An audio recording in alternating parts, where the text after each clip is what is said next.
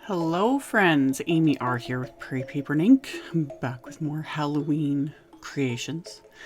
So this one is a very mixed media / random thought process. So I will kind of take you guys through what was going through my head and how I got to the end result. So I started off with some Gina K masking magic, like masking paper. And I die cut a couple of circles from it using Honeybee Stamp's new Sweet Stacks circles. I just needed a circle. So I've got, and I purposely sized it to be about the same size as the stencil I'm going to use later. So I've got my little circles masked, and then I'm using these Dina Wakley tags. I'd ordered these, you get like a pack of like 50 of them. So I'd ordered a couple packs months ago because I was like, I'm going to do, more backgrounds and I'm going to have swatches and I haven't touched them. But I was like, I'm going to pull these out and use them. Because my plan too is I want to make cards with them too. So I have the little circle area masked off. And then I've got them on my just a little piece of bamboo paper towel. You don't need to use paper towel in this, like a splat box, cardboard box, whatever you use. I just use that to help absorb the excess because otherwise I'm going to have pools of ink everywhere and I'm going, hot mess.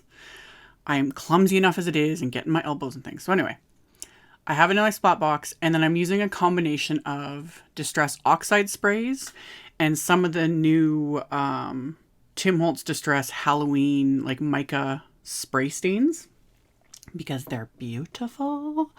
Seriously, people, like, get them. They're apparently limited edition. Like, once they're gone, so like Ranger won't, make, I hope they will continue to make them because they're fabulous. And now I'm like, I should probably order extras. So anyway, I'll list the specific colors of the Oxide. Like I used Crushed Olive, Black Soot, Chipped Sapphire, Prize Ribbon. Live. And then with that, I used Bubbling Cauldron, Hocus Pocus, and Empty Tomb Mica spray stains. And just creating fun, messy, splattery backgrounds. Really simple. Like, literally really simple. That's why I'm loving the sprays. They just do their own thing and combinations and things that I would not think of, you know what I mean? And then adding the mica spray stains on top. You can't really see it till the very end and I'll like turn my flash on, but like the shimmer and sparkle you get, it's fabulous. So this little technique, I showed this a couple years ago. I learned this from Stacy Hutchison. I'll link to my old video because I think it was a couple years ago now, but I learned it from her. She does a lot of makes for Tim Holtz brands and everything. And it was just brilliant. So I peeled off those masks. So I've got just the plain white circle. And then all you do is spray it with a bit of water and that's it. And you see how the color, because, oxides and the spray stains, everything are reactive with water. They start to leach into that, blank area, which is going to be a moon. And it's like spooky and it is the funnest and yet easiest technique. And yeah, all the credit goes to her. I linked to her post in my previous video. So I'll link to that video. You can check it out. I'll have it linked at the end of this video. And then there's a link. Yeah. You can just follow the links. You can get to her post because her blog post, like she makes some amazing things. Like her mixed media is, love it. Anywho, so I did that little spray. I let everything dry. Like I was using my Ranger heat tool to like dry everything. And then the stencil I'm using that kind of inspired all of this was the Honeybee Trick or Treat stencil. I did, a release and review of Honeybee's Autumn Splendor release, and the stencils and the papers hadn't arrived yet. They showed up, and I pulled the stencil out, and I was like, oh, yes, must use. So I used the little pattern of the moon on top of the actual moon with some old paper Oxide ink.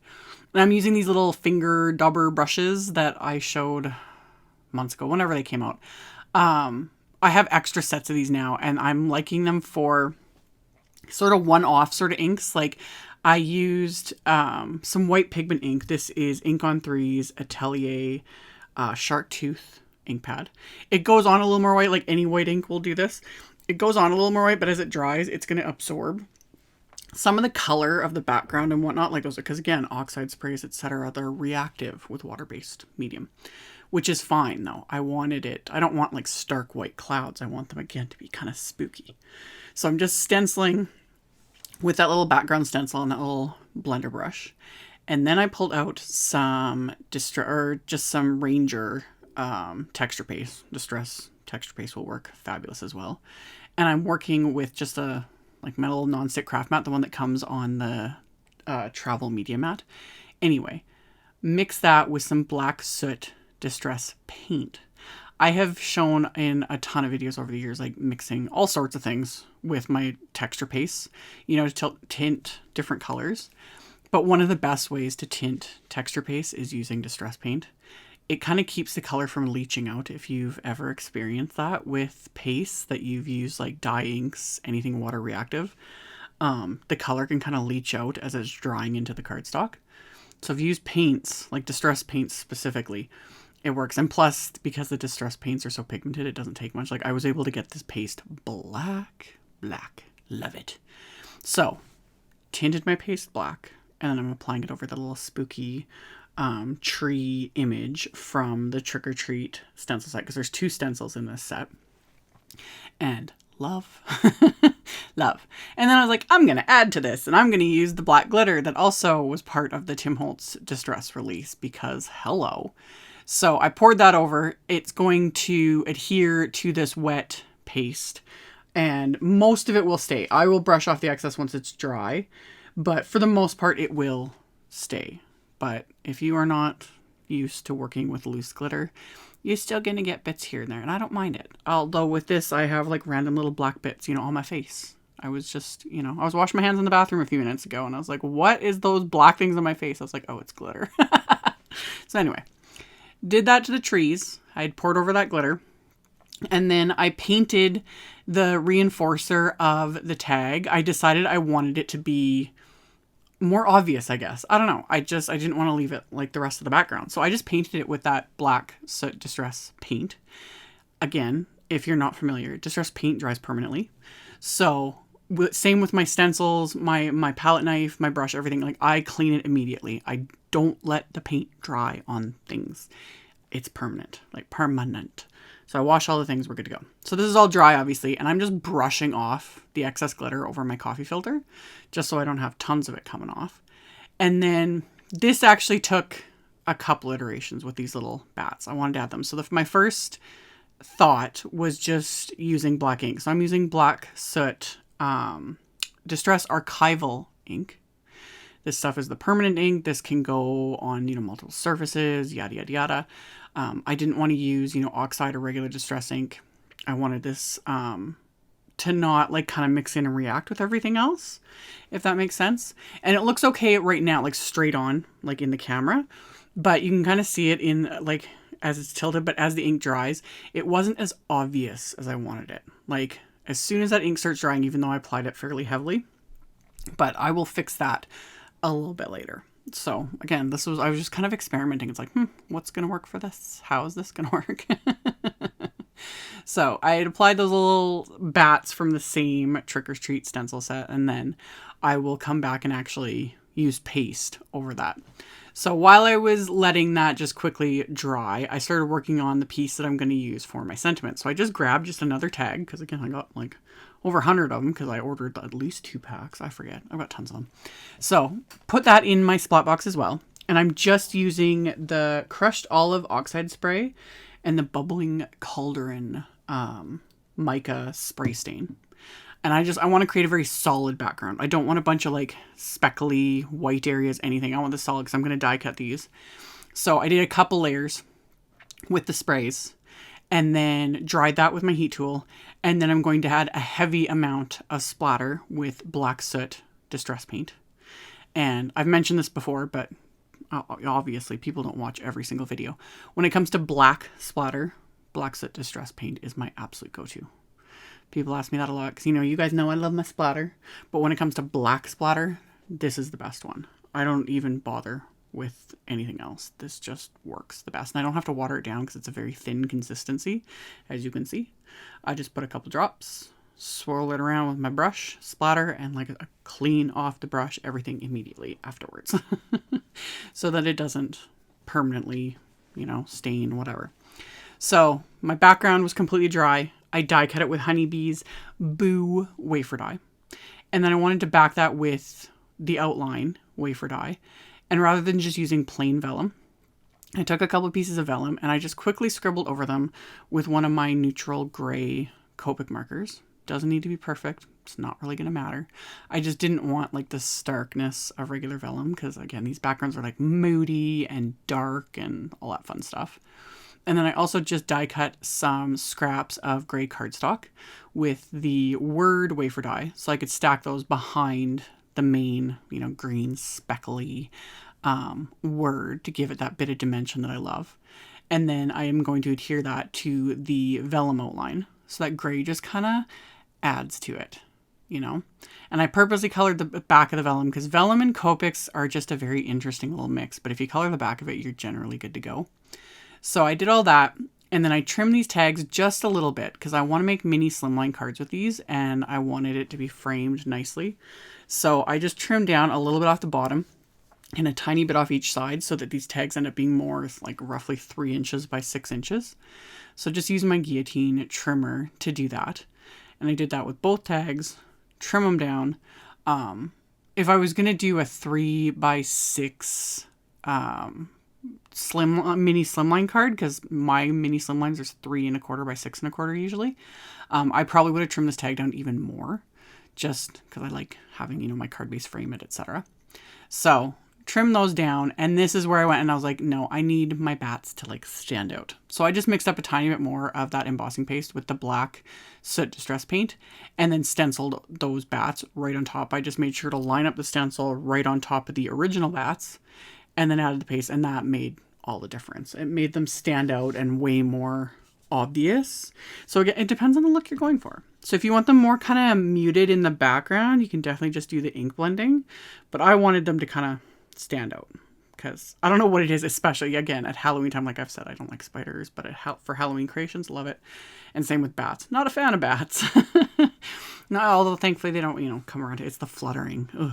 But for Halloween stuff, I love bats. Like bat wafer die, like die cuts and stencils and stamps. I think they're just perfect. So anywho, added those, let that dry. And then I pulled out the Honeybee Horizon Slimline borders, used the little grass one and die cut just some black cardstock with that. And then trim that down, adhered it to the bottom of both of the tags, and then adhered my die cut word right on top of that. And then just placed like acrylic blocks on top since I'm adhering on top of that texture and the glitter from those trees. And then I pulled out of my stash the Tim Holtz mummy cloth. I'm pretty sure, I'm almost positive this was re-released this year with the Ideology release, but this is I think this comes out like every year. I had bought this a year or two ago. I lost the package. Ugh.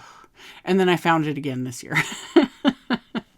So it's perfect. I love this stuff. It's it's loose and messy and like free, and it's perfect. It's perfect for Halloween stuff.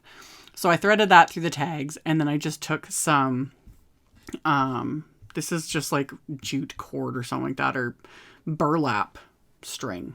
Yeah, string, whatever. And wrap that around. I'm going to tie this in a bow, and then I'm going to do that to both tags. Just having that like loose, messy, thready. Yeah. I like also that it's called mummy cloth. So did that to both of the tags. And then my card bases, like I said, I do 3 1/4 by 6 1/4 pretty much all of the time when it comes to mini slimline. That's why I have this striped washi tape on my trimmer. People ask about that too.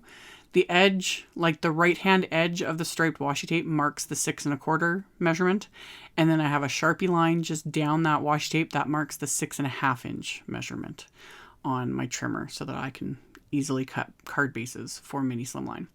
So I die cut some green, or trim down some green cardstock with that. I'm going to score it at 3 1/4 inches. So these will be 3 1/4 by 6 1/4 inch cards. And I made sure the stamp was going to fit. This is the Ghouls Just Want to Have Fun from the Honeybee Autumn Splendor release. And it did fit. So I'm going to put this in my Misty so I can ink up and stamp this with some chipped sapphire Distress Oxide ink. I decided not to go with black because I'm going to add the little bats to the inside. So I thought it'd be fun to have the sentiment in a different color. So I stamped that on the inside of both of these cards and then took that stencil and the black soot archival ink and then just blended those little bats right over that. Did that to the inside of both of the cards. And then while I was at it, I decided to actually use that ink and the little blender brush and just blend around the edges of both of the card fronts. I'm purposely being messy. I don't want it to be perfect. I want it to just kind of tone down, like, because this is Simon's green leaf. Green apple. Green leaf is the darker one. This is green apple cardstock, and it's pretty bright. And with the moody background side going on, I just wanted to tone it down a little bit. So I blended that and then decided to also blend just the edges of these tags because the cut edge really exposed that white, you know, like white base of these tags. So I just edged all that with that black ink. And then I also decided to, you know, mess up and smear up the mummy cloth and that twine with that black soot archival ink, because you can do that. And you can use your sprays and stuff too on these, like ribbons and twines and all that stuff.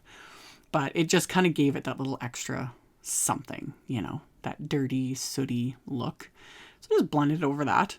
And then once I've got that done, I am going to coat the back of these tags with Simon's Big Mama foam tape so that I can get a little bit of dimension. Plus this is going to adhere really, really well to my card. I like to use this foam tape when I have things like ribbon or just anything bulky kind of added to, whether it's a tag, a card layer, etc. I like to use this foam tape to, one, it ain't going anywhere, but it also just makes things adhere flatter without like weird lumps and bumps. So coated the back of these tags with that foam tape, and then I'll peel off the backing, and then I can adhere these to my card front. Because like I said, my card base is 3 1/4 by 6 1/4, and I trimmed down these tags to roughly like 3 inches by 6 inches. So I've got that little bit of a border, hence the messy sort of blending of that black ink on the card base. So it just kind of tones it down a little bit. So it's not just like that bright green. And then of course I got to add a little bit more embellishments. So Studio Caudia iridescent stars. I don't even put these away. They just sit on my desk all the time because they work for everything. They always come in handy for Halloween stuff because it's like, you know, you have inky dark backgrounds and then sparkly little stars.